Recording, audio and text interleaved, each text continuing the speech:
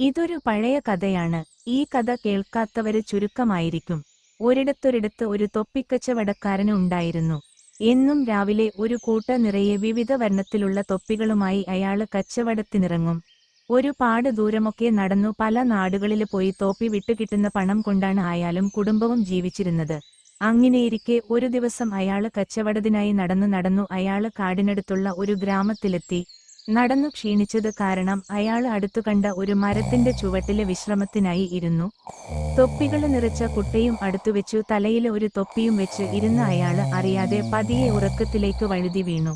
അയാള് ഇരുന്ന മരത്തിന് മുകളില് ഒരു കൂട്ടം കുരങ്ങന്മാര് ഇരിപ്പുണ്ടായിരുന്നു. അവര് നമ്മുടെ കച്ചവടക്കാരന്റെ നീക്കങ്ങള് നോക്കിയിരിക്കുകയായിരുന്നു. കച്ചവടക്കാരന് ഉറക്കത്തിലായതും കുരങ്ങന്മാര് ഓരോന്നായി താഴേക്കിറങ്ങി വന്നു. തലയില് തോപ്പി വെച്ച കച്ചവടരനെ കണ്ട് കുരങ്ങന്മാര് ഓരോ തൊപ്പിയായി കൂട്ടിയില് നിന്നെടുത്ത് തലയില് വെച്ചു.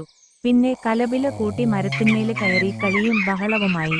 കുരങ്ങന്മാരുടെ ശബ്ദകോലാഹലം കേട്ട് കച്ചവടക്കാരന് ഞെട്ടിയുണർന്നു.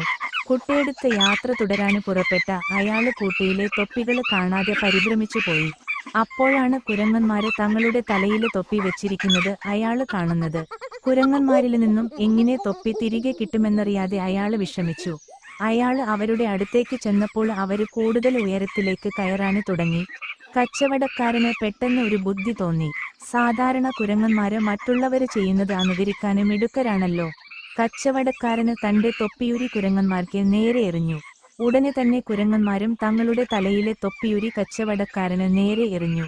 കച്ചവടക്കാരന് വേഗം തന്നെ താഴെ വീണ തൊപ്പിയെല്ലാം പെറുക്കിയെടുത്ത് കുട്ടയിലാക്കി. എന്നിട്ട് കച്ചവടത്തിനായി യാത്ര പുറപ്പെട്ടു.